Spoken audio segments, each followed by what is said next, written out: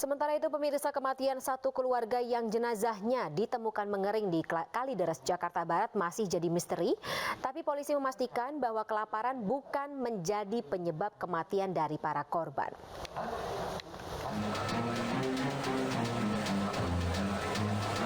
Polda Metro Jaya menyatakan bahwa kematian 4 orang yang merupakan satu keluarga di sebuah rumah di Kalideres, Jakarta Barat bukan disebabkan kelaparan. Kendati demikian, polisi belum membeberkan soal dugaan penyebab kematian keempat orang tersebut, karena penyidik masih terus bekerja untuk kemudian membuat kesimpulan terkait penyebab kematian para korban.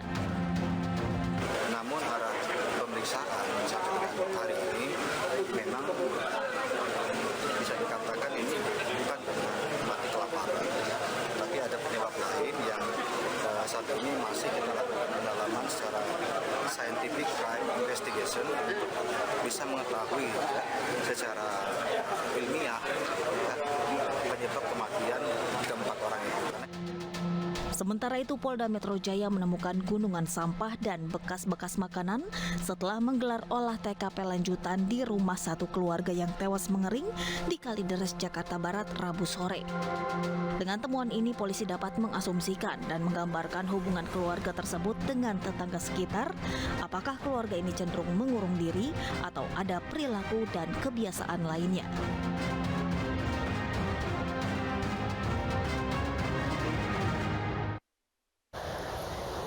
Ya, bermula dari dugaan kelaparan hingga spekulasi aliran atau sekte tertentu, kasus meninggalnya satu keluarga di Kalideres dalam kondisi mengering masih menjadi misteri. Kita akan langsung membahasnya dengan Ketua Harian Kompolnas Beni Mamoto malam hari ini di iNews Prime. Selamat malam Pak Beni. Baik, Pak Beni, narasi yang beredar di media sosial terkait dengan faktor penyebab meninggalnya satu keluarga di Kalideres ini tampaknya saling tumpang tindih, seliweran satu sama lain. Tapi kalau dari perspektif Anda sampai dengan saat ini, mungkin karena investigasi masih berjalan, tapi mungkin ada diagnosa tersendiri Pak, informasi terkait dengan apa penyebabnya, Pak Beni?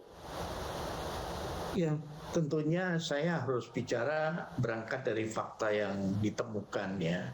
Jadi ketika kita ingin menjawab motifnya apa, tentunya ini harus nantinya dimulai dari hasil otopsi.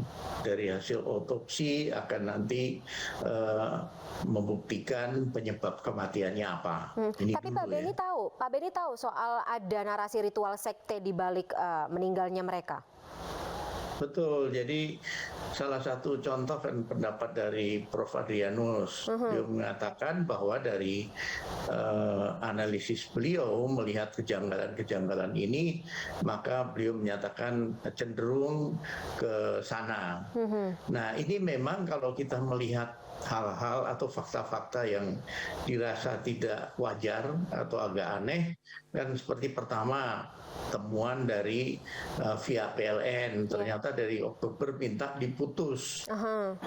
Kita semua kan justru nggak mau diputus listriknya kan, supaya terang terus. Ya? Kemudian kedua, bolam lampu dilepas semua. Betul. Kemudian ketiga, menarik diri dari keluarga yang lain, ya, komunikasi keluarga yang lain. Kemudian lagi kesaksian dari penjual jamu yang tadinya sebelumnya itu kalau ketemu mereka tegur sapa, sekarang tidak sama sekali. Kondisi badannya itu gemuk, ini berbeda, ditegur tidak menjawab, kemudian bahkan kondisi badannya sudah lebih kurus dan pucat.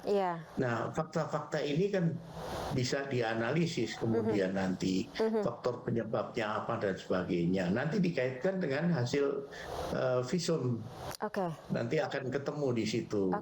Nah, saya sendiri sebagai mantan penyidik tentunya juga akan melihat hal-hal yang janggal atau tidak biasa ini menjadi atensi tersendiri. Jadi sebagai contoh begini, perlu pendalaman pemeriksaan saksi-saksi, perlu profiling keempat orang ini, profiling bagaimana ketika dia bekerja di tempat masing-masing, kemudian juga bergaul dengan siapa saja, kenapa sampai putus hubungan dengan keluarga, latar belakangnya apa dan sebagainya, termasuk juga tentunya perlu didalami di tempat ibadah dia. Oke. Bagaimana kondisinya terakhirnya bertemu, bagaimana apakah pernah konsultasi dengan Orang-orang tertentu. apa namanya? Ya, dari pimpinan agamanya dan sebagainya. Baik, Pak Beni, mungkin selama Bapak menjadi penyidik sampai dengan saat ini, Pak, apa yang Bapak ketahui mengenai sekte apokaliptik itu yang sering jadi omongan saat ini? Ya, itu di luar negeri banyak terjadi ya. Jadi itu bicara keyakinan tentang akhir zaman atau kiamat, sehingga orang mengambil jalan untuk mengakhiri hidupnya. Oke. Di Jepang banyak ya kalau saya dengar sih informasinya kan? Betul. Nah, dalam kaitan ini nantinya akan bisa dianalisis kalau menurut saya ya dari temuan buku-buku berbagai macam agama. Ya. Ini perlu diteliti betul. Misalkan apakah di dalam buku itu ada coretan-coretan, tanda-tanda, misalkan dalam satu kalimat diberi tanda dan sebagainya atau di stressing. Bisa ini kita menjadi petakan penting. Ya?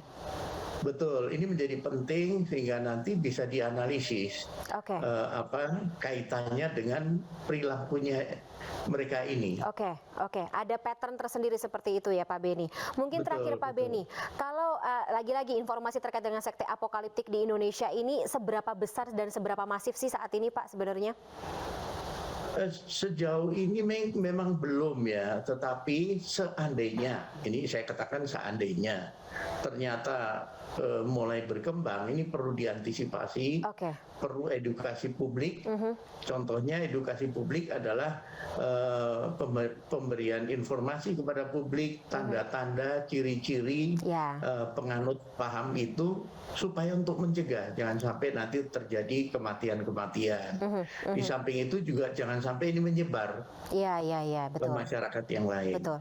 Baik, kita harapkan seperti itu. Kita juga masih menunggu bagaimana proses investigasi ini dan kita harapkan agar prosesnya juga berjalan lancar agar tidak terjadi kasus seperti di Kalideres Jakarta Barat tersebut. Terima kasih Pak Beni Mamoto atas waktunya bersama kami di Adus Prime malam hari ini. Sehat selalu Bapak. Terima kasih, sampai jumpa.